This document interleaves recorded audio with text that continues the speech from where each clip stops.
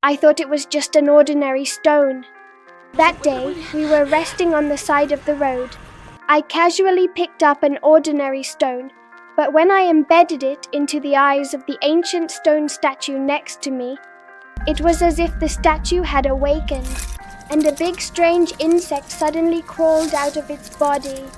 It was not like the insects in reality, but more like those gods guarding the door in my book. But before I could get closer, my mother's call interrupted my thoughts. Ven. Even though I couldn't leave the stone statue, she was pregnant with my brother, pale and weary, and we had to keep on our way to get to the cold man. Y quiero que le llames padre. But I never felt like a real father. He wasn't a father, he was an officer, a cold-blooded man of power. He didn't love us, he just wanted the child, a baby boy to carry on his name. I, on the other hand, was the daughter he didn't value. My name is Ophelia. I was small, quiet, a loner, and always pored over the children's books that he called useless. But I never felt like an ordinary person. In my heart, I was a princess, a fairy tale princess lost in the world, only that others could not see my crown. That night, I woke up from a nightmare, and the bug that I met from the stone statue during the day actually really came back. In my eyes, it is no longer a bug, but a sparkling elf. Just like the kind I had always fantasized about. A spirit that would lead the way, whisper, and take me home. I understood all this deeply. It was not an illusion. I followed it through the heavy air, the gray walls, and the thick layer of despair in my heart. At the end of the stairs was a labyrinth. In the darkness stood a half-man, half-goat monster called Pan-God. Others might have run away immediately, but I stood still, because when he looked at me, it was the first time anyone had ever seen me, the real me, not just any girl, but the lost princess.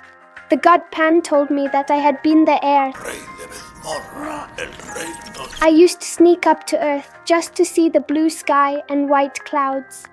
But the sunlight was too harsh, and it took away my memories, trapping me in the human world and making me grow up in pain. I couldn't believe it, but I couldn't deny it. It turned out that I was not an extra in this cruel reality, but the true heir of another world. I was not an anomaly, but a legacy.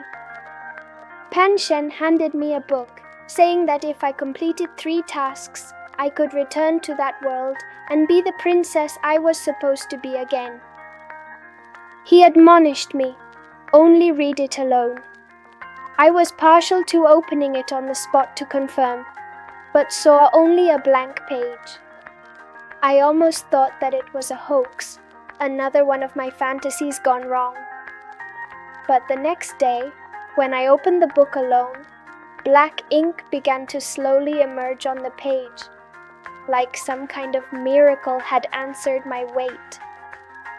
The first quest was to find a toadstool under a large ancient tree and get a golden key by stuffing a magic stone into its stomach. It sounded like a little fairy tale ordeal, but as I dug into the hole in that tree, I realized the world of fairy tales is not always beautiful. The tree hole was damp, muddy, and foul-smelling, and the darkness seemed to swallow you whole. I could barely move, the soles of my feet sinking into the rotting leaves and muddy water. But I couldn't back down. I am not the timid, silent, useless little girl others see me as. I am the princess of the underground kingdom. I had to fulfill this mission. I tried my best to make it swallow the magic stone. Soon, I managed to get the golden key from its stomach. But when I returned home, I found my mother in a coma with a high fever, her face as pale as paper, and when even the doctors were at a loss, the god Pan appeared in front of me again. He told me to continue with the second task, but first handed me a twisted and strange tree root, saying that it was a root spirit.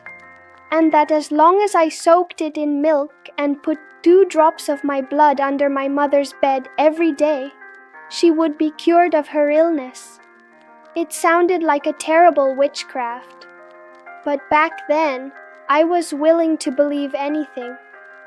The god Pan handed me another piece of magic chalk and instructed me that there was a sleeping monster in the second quest, and that I must not touch a bit of food there, or the consequences would be irreparable. He spoke gravely, but my mind was already half stuck at my mother's bedside. The next day, I did as he said, and soaked the root in milk. It made a surprisingly faint, baby-like sound. I was a little frightened, but even more convinced that it was magical. That night, my mother's breathing really settled down. I began to believe that magic was real, so I set off on my second mission. I followed the guidelines in the book and used that magic chalk to draw a door on the cold wall. It really opened, like opening a world that belonged to me alone. The hourglass fell and time began to count down. I carefully stepped inside. It was a silent, eerie room, and the table was filled with a feast I'd never seen before. The aroma alone made my head spin. But at the table sat a monster. A monster with no eyes and a flabby face. His eyeballs were placed neatly on a plate, like they could be cupped and put on at any moment. I knew he was slumbering and knew I couldn't disturb him. I looked down and took out the golden key, opened the locked box, and took out the glittering dagger. The task was in fact complete. But just as I was about to leave for a moment, my steps stopped. I glanced at the grape.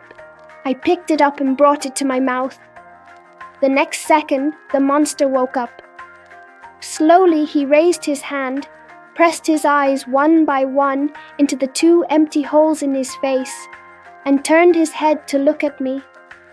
That gaze, not of anger, but of hunger, like an evil spirit that had been sleeping for 1,000 years and had finally found its prey. I desperately tried to escape, but the hourglass's time was up.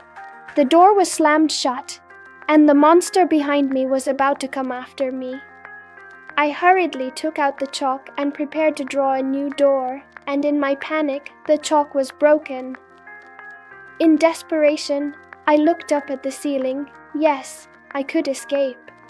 I drew a tiny door on that, drilled in, climbed out, and finally escaped the clutches of that monster. But the price was the mission, a failure. I returned home full of shame, only to find that what awaited me was not a scolding, but a more complete collapse. My stepfather had discovered the tree root elf under my mother's bed. His anger burned through this last bit of hope like a blaze. Terrified, my mother hugged me. Magia no existe. Oh, then she threw the tree root genie, the harbinger of hope, into the fireplace. The next day, my mother never woke up. She gave birth to her brother and left. I thought that was the end. But Pan God appeared in front of me once again. He said, "I have one last mission. By stealing my brother and taking him to the depth of the labyrinth, I could return to my kingdom and become a true princess." Holding my brother in my arms, I walked through the night and entered the familiar yet unfamiliar entrance. I didn't dare to look at him along the way for fear that he would notice the struggle in my heart. My stepfather noticed, and he closed in behind me. But I couldn't have imagined it.